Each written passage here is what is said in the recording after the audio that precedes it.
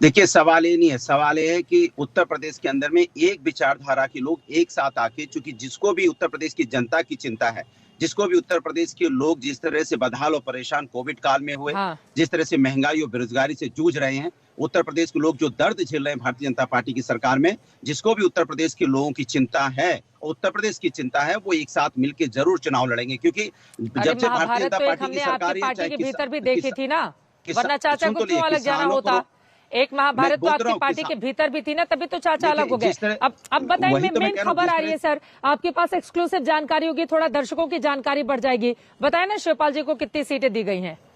मैं आपसे कहते रहा हूँ, अरे वो तो आपको पता चल ही जाएगा जब हम सीटों का आपस में बातचीत हो जाएगी। लेकिन बात यह है कि उत्तर प्रदेश के अंदर में किसानों के सम्मान के लिए, युवाओं के सम्मान के लिए, महिलाओं के सम्मान के लिए और उत्तर प्रदेश के सम्मान के लिए सब एक साथ मिलके, ये जो छोटे दल हैं, साथ मिलके चुनाव लड़ेंगे और भारतीय जनता पार्टी को उत्तर प्रदेश से विदाई कर देंगे। चाहे कितनी भी रैली और मीटिंग, चाहे उत्तर प्रदेश में आके भारतीय जनता पार्टी के शीर्ष नेता कर लें, प्रधानमंत्री जी कर लें, या 10-10 मुख्यमंत्री ले आए, या और भी कहीं से मुख्यमंत्री मोदी ले जी आए, का नाम लेने से बचते क्यों हैं आप लोग? कल मैंने ये सवाल भी पूछा था आपके मुखिया से, अखिलेश जी से। कल मैंने ये सवाल भी पूछा था कि नरेंद्र मोदी का नाम लेने से इतना बचते क्यों हैं आप लोग? और ये मुलाकात की तस्वीरें भी सामने आ गई हैं। शिवपाल यादव, अखिलेश यादव की मुलाकात की तस्वीरें हैं, हमारे दर्शक इस वक्त देख रहे हैं।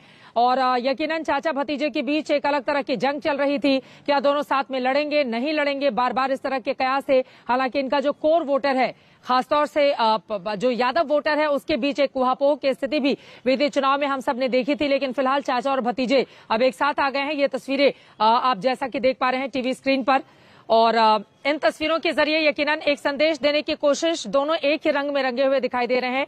हालांकि एक रंगी सरकार तो बोलते हैं बीजेपी के लिए, लेकिन यहाँ पर व्हाइट कलर के कुर्ते पजामे और काले रंग की सदरी में दोनों चाचा और भतीजे क्या मुस्कुराती हुई ये तस्वीरें हैं।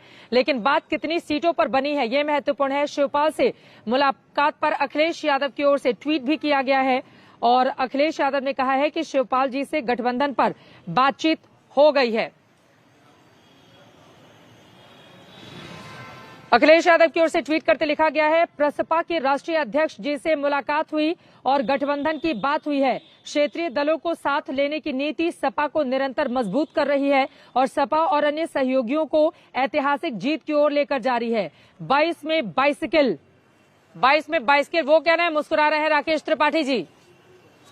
आप जो इतना मुस्कुरा रहे हैं, कोई गम तो नहीं जिसको छिपा रहे हैं राकेश जी? नहीं, बिल्कुल नहीं, ये तो छुपा रहे हैं।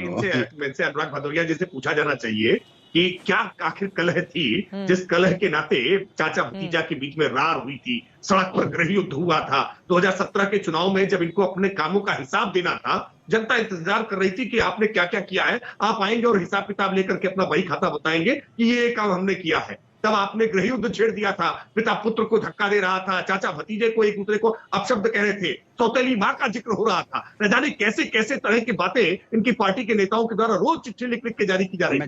क्या ये सारी कलह लेन देन का जो विवाद था वो समाप्त हो गया है? ये कितनी भी कोशिश करें, अब इस सैफई कुनबे को उत्तर प्रदेश की जनता कमान नहीं सौंपने वाली, क्योंकि सबने देखा है कि सैफई कुनबे ने मिलकर के किस तरह से सैफई महोत्सव करने का काम किया। आज उत्तर प्रदेश में अगर प्रधानमंत्री मोदी जी आते हैं तो 42 वर्षों से लंबित सरयू नहर परियोजना का लोकार्पण करने का काम करते हैं। पूर्वांचल एक्सप्रेस में 341 किलोमीटर का उसको लोकार्पित करने का काम करते हैं। आज हम जेवर इंटरनेशनल एयरपोर्ट बना करके पूरे पश्चिमी उत्तर प्रदेश को समृद्ध करने का काम कर रहे हैं। कुशीनगर एयरपोर्ट को हमने लोकार्पित कर दिया है। इंटरनेशनल फ्लाइट कुशीनगर एयरपोर्ट में आना शुरू हो गई है। हर जिले को अपना मेडिकल कॉलेज हम दे रहे हैं। आज गोरखपुर में एम्स शुरू करने का काम किया। 30 सालों से ज्यादा जापानी सेफलाइटिस की बीमारी से गोरखपुर जूझ रहा था, क्यों नहीं समाधान दिया था आपने? आप काम गिना रहे हैं, एमएच खान मुस्कुरा रहे हैं। अखिलेश यादव जी की नहीं थी क्या?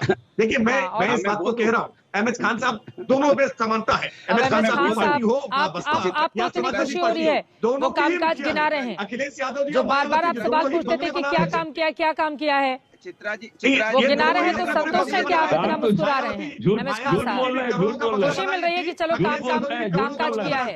जेवर एयरपोर्ट का अधिग्रहण बहन कुमारी मायावती जी ने किया था। जेवर एयरपोर्ट का नाम ले रहे हैं, बहन कुमारी मायावती जी ने किया था। ये झूठ बोल रहे हैं। आज इन्होंने काम शुरू किया है, 17 से लेके आज 21 होने जा रहा है, तब काम शुरू कर रही है। ये जेवर एयरपोर्ट का अधिग्रहण बहन कुमारी मायावती जी ने किया था।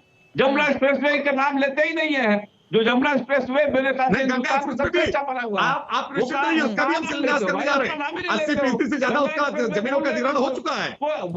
गंगा एक्सप्रेस वे का शिलान्यास आज भी बलिया में लगा हुआ बहन कुमारी मायावती के नाम पे। आज तुम शुरू करने जा रहे हो।